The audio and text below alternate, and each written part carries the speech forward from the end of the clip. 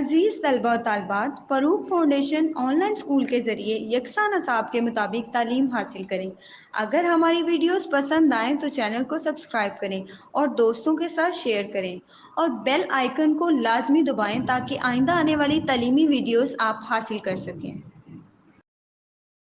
अस्सलाम वालेकुम बच्चों, उम्मीद है आप सब खैरियत से होंगे। बच्चों, ऑनलाइन स्कूल से आप मुकम्मल तालीम हासिल करके बोर्ड का इम्तहान बराए जमात नहम और दहम बेहतर तौर पर पास कर सकते हैं। आप अपनी उम्र और तालीम के मुताबिक मज़ीद तालीम हासिल करें। वालिदैन से फ़ोन या कंप्यूटर पर हमारी वीडियोस के ज़रिए तालीम हासिल करने की दरख्वास्त करें। रोज़ाना 1 से 2 घंटे ऑनलाइन पढ़ाई करें और जब आप स्कूल जाएंगे तो आपको मज़ीद किसी मदद की ज़रूरत नहीं होगी। इस तरह पढ़ाई करके अपना वक्त और वालिदैन के अखराजात में बचत कर सकते हैं। ऑनलाइन स्कूल की कोई फ़ीस नहीं है। आप जूम पर भी क्लासेस का फ़ायदा उठा सकेंगे। हर मजमून की मुकम्मल तालीमी वीडियोस मौजूद हैं। Assalamualaikum students, I hope so you all are fine. In last video we were discussing about the major crops of Pakistan and its chapter number 6, and the topic is agricultural, and we are discussing the major crops of Pakistan. We discussed rice and wheat, and now the third crop is maize. Maize is used for food and animal fodder, ठीक है, हमारी खुराक में भी use होता है, हमारी food requirement में भी यूज होता है और एनिमल फूडर में भी यूज होता है। It is an important crop of kharif. Most of the maize is known as the plain is grown in the plains of Peshawar and Mardan in Khyber Pakhtunkhwa and Sahiwal, Muzaffargarh, Jhang, Bahawalpur, Dera Ghazi Khan and Okara etc.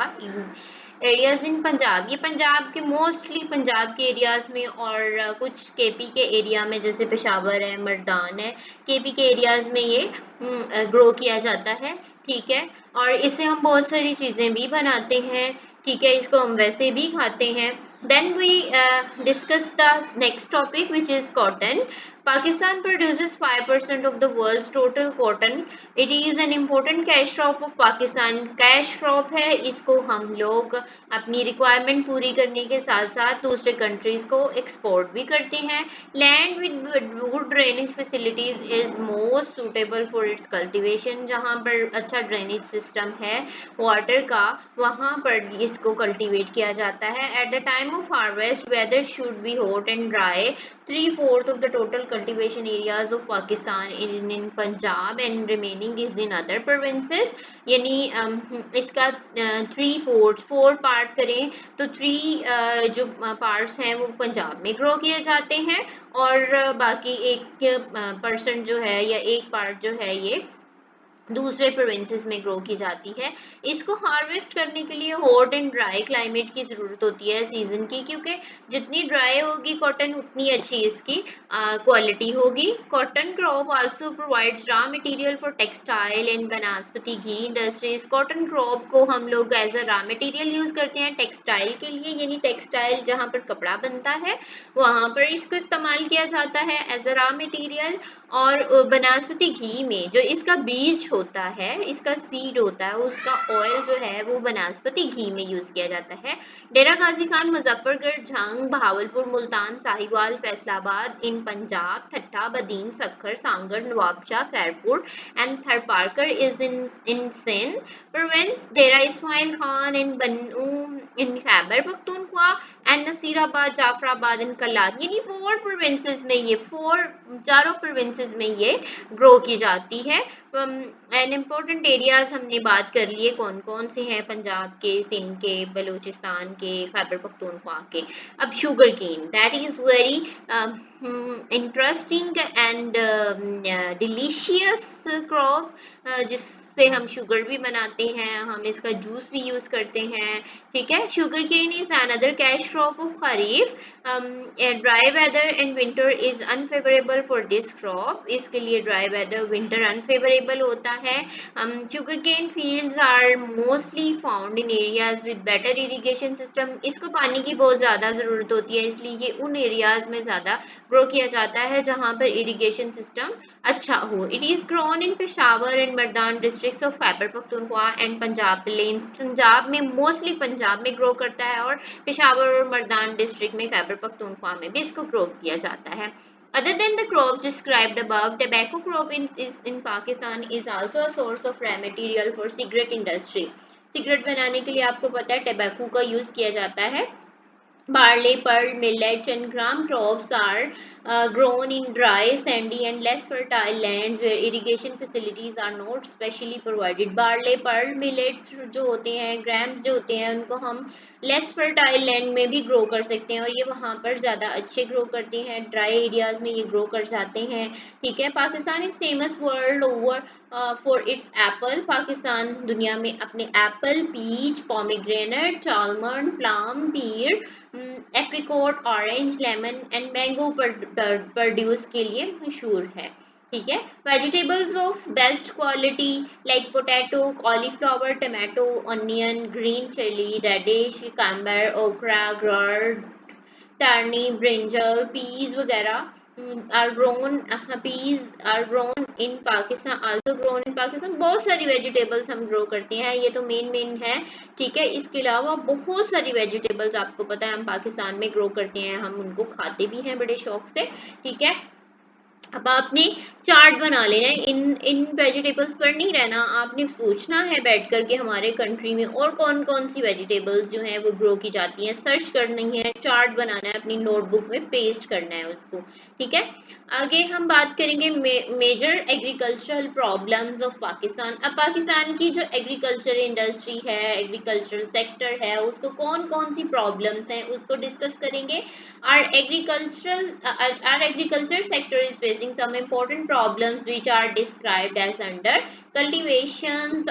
Cultivators are in financial troubles. बहुत सारे हमारे जो farmers हैं जिनको हम cultivators कहते हैं बहुत सारी फाइनेंशियल ट्रबल्स में को फेस करते हैं. Use of better seeds, chemical fertilisers, pesticides, tractor, thresher, harvester and irrigation resources are very difficult for average farmers. जो एवरेज या जो पुअर फार्मर्स हैं उनके लिए एक अच्छा सीड बाय करना, केमिकल फर्टिलाइजर्स को बाय करना, पेस्टिसाइड्स जो कीड़े मार अद्वियात होती हैं उनको यूज़ करना, ट्रैक्टर का यूज़. बाज़ हमारे फार्मर्स के पास, बहुत सारे फार्मर के पास ट्रैक्टर नहीं होते, थ्रेशर्स नहीं होती, हार्वेस्टर्स नहीं होते. ठीक है. इसलिए उनको इस तरह की डिफ़िकल्टीज़ को फेस करना पड़ता है. फिर उनको जो है वो इस तरह की टेक्नोलॉजीज़ को लेने के लिए यूज़ करने के लिए उनको रेंट पे लेना पड़ता है. Because of illiteracy farmers are not able to learn modern agricultural techniques and prepare plans for better production. हमारे यहाँ बहुत सारे फार्मर्स हैं जो टिपिकल ओल्ड मेथड यूज़ करते हैं फार्मिंग के लिए. पढ़े लिखे नहीं हैं या उनको पता नहीं है कि नई टेक्निक्स यूज़ करके हम कम जगह पर ज़्यादा प्रोडक्शन कर सकते हैं. ठीक है. इस तरह की अवेयरनेस नहीं है उन फार्मर्स को. Natural disasters like floods, earthquakes, drought, etc. are source of considerable disturbance for cultivators. These calamities cause great losses to crops. बाज़ दफ़ा फ्लड्स आ जाते हैं, अर्थक्वेक की वजह से क्रॉप्स जो हैं वो डिस्ट्रॉय हो जाती हैं, ड्राउट की वजह से, पानी की कमी की वजह से. ठीक है. ये सारी डिस्टर्बेंसेस हैं, प्रॉब्लम्स हैं कल्टीवेटर्स के लिए, फार्मर्स के लिए. ठीक है. और इसकी वजह से बहुत ज़्यादा लॉस होता है. A large part of our farmland has turned uncultivable because of salinity. Salinity बहुत बड़ा मसला है. सेम थोर की जो ज़मीन है, ठीक है, उसमें बहुत बड़ा मसला है. हमारी बहुत सारी ज़मीन जो है कल्टिवेटेड एरिया जो है सैलिनिटी की वजह से infertile है. Moreover, a lot of arable land is lost due to erosion, which results in decrease of cultivable areas. जब floods आते हैं तो erosion होती है, हमारे बहुत सारे minerals wash away हो जाते हैं, जिसकी वजह से हमारी जो कल्टिवेबल लैंड है वो फर्टाइल नहीं रहती.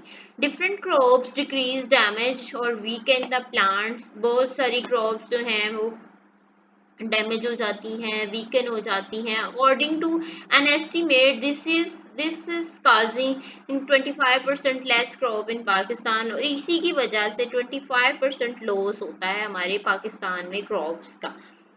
Because of poor means of transport, it is hard to bring our agricultural produce. From field to market. हमारा ट्रांसपोर्ट सिस्टम इतना अच्छा नहीं है, ठीक है।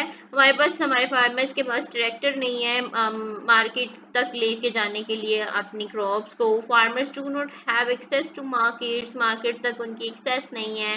एंड होलसेल पे lesser rates which result in their poor financial situation. और आगे जब वो मार्केट में जाकर होलसेल उसको सेल करते हैं तो उनको उतना प्रॉफिट नहीं मिलता जितना उनको मिलना चाहिए, जिसकी वजह से वो बहुत सारी फाइनेंशियल problems को face करते हैं। In spite of canal system, our irrigation resources are inadequate. A lot of water is wasted in channels and fields. A good quantity of water also fall in sea. There are no arrangements in place to store this water. हमारे पास dams कम है, हमारे पास water को store करने के लिए जो resources हैं वो नहीं है, जिसकी वजह से हमारा बहुत सारा पानी जो है वो सी में ड्रेन कर दिया जाता है।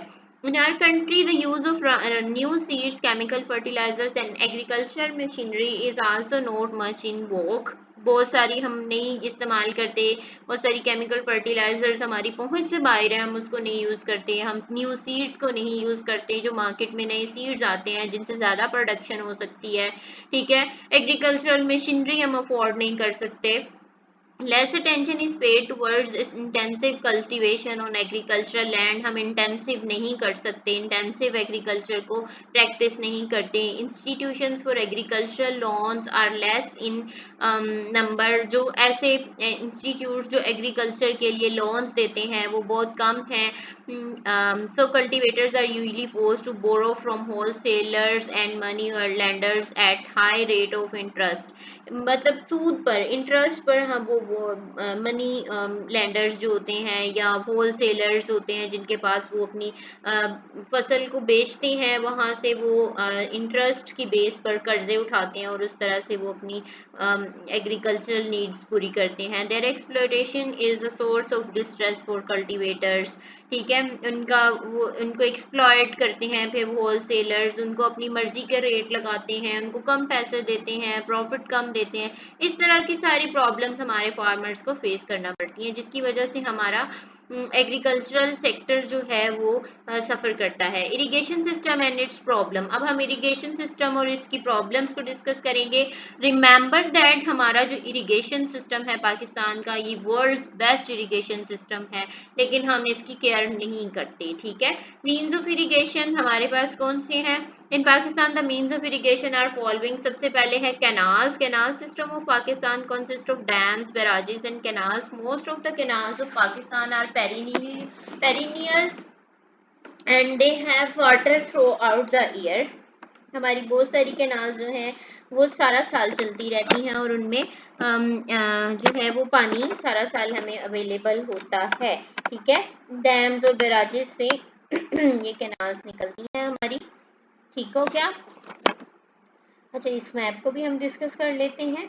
इसमें हमारे डैम्स और बैराजेस और रिवर्स दिखाए गए हैं। ये हमारे जो ब्लू लाइंस हैं ये रिवर्स बता रही हैं, इन पर ये जो ब्लू ब्लॉक्स बने हुए हैं ये हमारे डैम्स हैं, ठीक है। सॉरी, ये हमारी लेक्स हैं और जो पिंक कलर के ये ये नज़र आ रही हैं हमारे पास डैम है, और इसके अलावा ये ब्लॉक्स जो हैं ये बैराजेस के हैं, ठीक हो गया? ठीक है, ये आप अपना मैप देखेंगे, गौर से देखिएगा अपनी बुक पे, आपको ज़्यादा अच्छे से नज़र आएगा। Others are non perennial. हमारी बहुत सारी नॉन पेरिनियल्स हैं कैनाल्स जो सारा साल उनमें पानी नहीं होता है, receive water only in rainy season और समर। जो सिर्फ रेनी सीजन में या समर सीजन में जब बारिशें होती हैं, मानसून का टाइम आता है, तभी उनमें पानी आता है। In hilly areas when ice melts and level of rivers rises, flood water is channeled into these canals। उनमें इस तरह जब गर्मियों में ग्लेशियर्स या आइस वाटर मेल्ट होता है, जो पहाड़ों पर आइस मेल्ट होती है तो उसकी वजह से वाटर प्रोड्यूस होता है, जिसकी वजह से हमारे रिवर्स में पानी का लेवल ऊंचा हो जाता है और इस तरह से उन नहरों में पानी आ जाता है, ठीक है।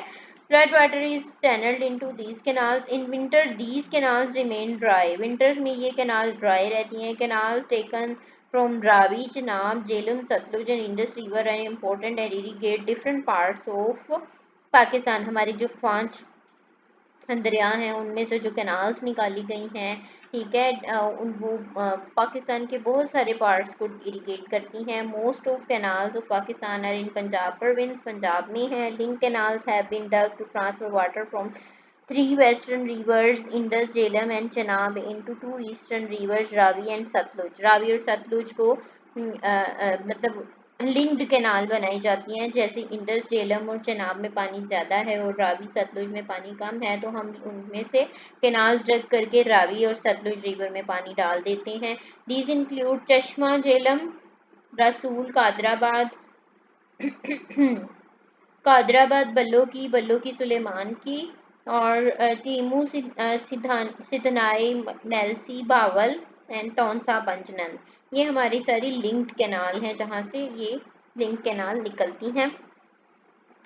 Do you know that in 1960, with the cooperation of World Bank, an Accord of Sindh Basin was signed between India and Pakistan? According to this accord, the three rivers of Indus, Jhelum and Chenab were assigned to Pakistan, whereas three rivers Ravi, Satluj and Vyas were given in control of India.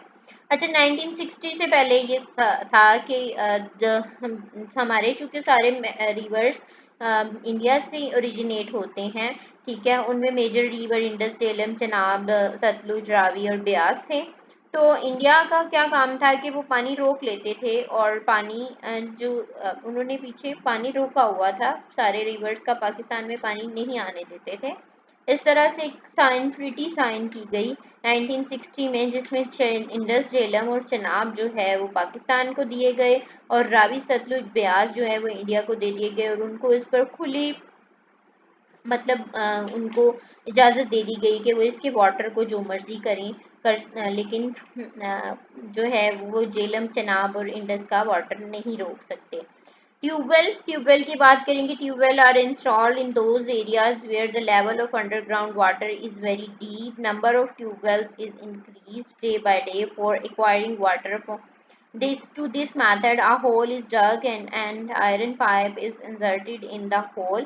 इसी तरह जिस तरह हम अपने घरों में motor से पानी अपनी टैंकियों में भरते हैं, इसी तरह ट्यूबवेल से भी जहाँ पर पानी का लेवल बहुत नीचे है, अंडरग्राउंड वाटर का लेवल, तो उसको हम ट्यूबवेल के थ्रू जो है वो ऊपर पंप करते हैं और अपनी क्रॉप्स को इरिगेट करते हैं। एन इलेक्ट्रिक मोटर और diesel engine is use to pump the water from the depth of hundreds of feet, ठीक है। इसलिए आपको पता है उसमें एक मोटर लगी होती है जो चलती है और उसको पंप करती है वाटर को बहुत नीचे, बहुत लेवल उसका जो है वो डीप होता है। Karez, underground water courses are dug with which are called karez. Underground जो वाटर कोर्सेज हैं वो बनाए जाते हैं, मैंने आपको लास्ट टाइम भी बताया था। कारेज जो है वो ऊपर से ढकी हुई कैनाल होती है, सॉरी चैनल होता है, ठीक है, अंडरग्राउंड चैनल होता है, वाटर चैनल होता है, ताकि इवेपोरेशन ना हो, पानी ज़ाया ना हो। In Balochistan province irrigation is done through underground channels. Underground channels के थ्रू इरिगेशन होती है। Most karez are constructed in those areas where water is scared and evaporation processes scarce and evaporation process is rapid. पानी की कमी होती है और evaporation ज़्यादा होता है, इसलिए इवेपोरेशन से बचाने के लिए अंडरग्राउंड चैनल्स बनाए जाते हैं। Wells are most ancient way of acquiring underground water. In Pakistan, wells are dug to install Persian wheel for irrigation where canal water is not accessible. Well बनाए जाते हैं जो पर्शियन व्हील के through water जो है वो नीचे से ज़मीन से निकाला जाता है और उसको आगे वाटर चैनल में डाल दिया जाता है, फिर वो वाटर चैनल जो है वो क्रॉप्स को इरिगेट करता है। Springs is a natural source where water flows to the surface of the earth from underground, ठीक है। अंडरग्राउंड वाटर जो है नेचुरल सोर्स है, वो सम फोर्सेस की वजह से ऊपर ज़मीन के ऊपर बहता है। They are unnumberable springs in mountainous regions of Pakistan. They are most important source of water for local population. ये ज़्यादातर माउंटेनस एरियाज में होते हैं और इनके थ्रू ही माउंटेन एरियाज में जो टेरेस फार्मिंग होती है उसको इरिगेट किया जाता है। Problems of means of irrigation. Problems क्या है हमारे मीन्स ऑफ इरिगेशन के साथ? A great amount of water is absorb because of unpaved water courses. एक अनपेव्ड मतलब जो है पक्के नहीं है हमारे वाटर चैनल्स, और वाटर जो है नीचे एब्जॉर्ब हो जाता है मट्टी में। Consequently the level of underground water causes logging, water rises and problems of salinity is खास, salinity is harmful for crops. बहुत सारी जगहों पर सैलिनिटी होती है जिसकी वजह से हमारी क्रॉप्स ग्रो नहीं करती। वाटर लेवल जो है अंडरग्राउंड वाटर लेवल जब बहुत ज़्यादा ऊपर आ जाता है तो ज़मीन सेम का शिकार हो जाती है जिसकी वजह से क्रॉप्स ग्रो नहीं करती। We have no proper arrangement to store water, हमारे पास पानी को स्टोर करने के लिए कोई भी प्रॉपर अरेंजमेंट नहीं है। there's a great amount of water is lost in the सी, जिसकी वजह से हमारा बहुत सारा पानी सी में ड्रेन कर जाता है। Because of silt is unpaved and water courses and delay in silt clearing, water can not reach the tail ends, this is severely affecting the arable land। जो हमारे वाटर चैनल्स होते हैं जिनको हम लोकल लैंग्वेज में खाले कहते हैं, उनके अंदर बहुत सारी मिट्टी जमा हो जाती है पानी के साथ, जिसकी वजह से पानी का फ्लो सही नहीं रहता, पानी एंड तक नहीं पहुंचता, एंड वाली क्रॉप्स जो है वो इरिगेटेड होती हैं। Level of underground water is dropping down, पानी का जो अंडरग्राउंड वाटर है उसका लेवल आहिस्ता आहिस्ता नीचे जा रहा है, डेप्थ में जा रहा है। Consequently tubewells are becoming useless, और जिसकी वजह से हम ट्यूबवेल्स जो हमारी सोर्स हैं उसको भी वो भी यूजलेस होते जा रहे हैं। बहुत ज्यादा डेप्थ में जब पानी चला जाएगा तो ऐसा ही होता है। ठीक है, अच्छा जी, अपने हम इम्पोर्टेंट पॉइंट्स को देख लेते हैं। Cultivation of crops and farming of cattle is called agriculture, agriculture की डेफिनेशन आ गई। And in intensive agriculture abundant crop is obtain from a small piece of land. Intensive में क्या होता है, छोटे से एरिया से हम लोग बहुत ज्यादा प्रोडक्शन ले लेते हैं। ठीक है, extensive agriculture is practiced in those countries where land for cultivation is abundant, जैसे यूएसए है, कनाडा है, रशिया है, वहां पर जो लैंड एरिया है वो बहुत ज्यादा है। ठीक है, कल्टीवेटेड एरिया जो है बहुत ज्यादा है, तो वहां पर एक्सटेंसिव एग्रीकल्चर होती है। Crops grown on plantation includes sugar cane, plantation के थ्रू जो हम क्रॉप्स यानी प्लांट्स लगाकर जो क्रॉप्स ग्रो करते हैं, एक पौधे का पार्ट हम उसको बरी करते हैं तो उसमें से आगे नया पौधा निकल आता है और वो हमें आगे प्रोडक्शन देता है। वो है उसको हम प्लांटेशन क्रॉप्स कहते हैं, जिनमें शुगर केन है, बनाना है, कोकोनट है, स्पाइसेस एंड कॉफी है।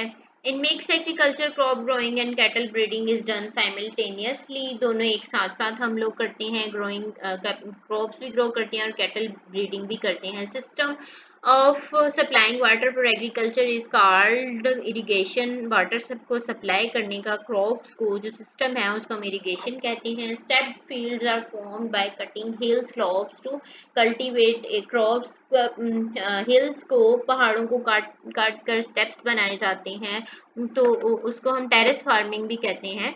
ठीक है, Maize is used for food and animal fodder purpose, मेज को हम लोग अपनी खुराक के लिए और एनिमल्स की खुराक के लिए यूज करते हैं। Sugar cane is another cash crop of kharif which is a main source of sugar, sugarcane से हम शुगर बनाते हैं जो एक खरीफ क्रॉप है।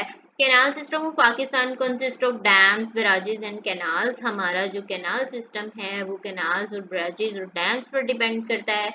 सिंपली हम इसको इरिगेशन सिस्टम भी कह सकते हैं। Underground water course are dug which are called karez, karez की डेफिनेशन क्या है, अंडरग्राउंड वाटर कोर्सेज या वाटर चैनल्स। ठीक है, wells were made ancient way of acquiring underground water, but underground water को ऊपर लेकर आने के लिए, क्रॉप्स के लिए और अपने पर्पस के लिए यूज करने के लिए हम ये एक एंशियंट वे है या एंशियंट टेक्निक है। आगे हम एक्सरसाइज की तरफ आ जाते हैं। First question, Pakistan produces percent of total world cotton 5%। ठीक है, कितनी, 5%। Which crop is use for food and animal fodder purpose, that is maize, मकई को हम यूज करते हैं। Crops are grown in step fields in mountain slopes भी हम उनको यूज करते हैं।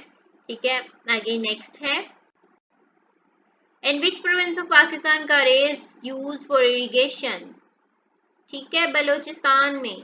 क्यों यूज करते हैं? क्योंकि वहां पर टेम्परेचर ज्यादा होता है। A natural source from which water flows to the surface of the earth from underground is called natural source, spring है, ठीक है।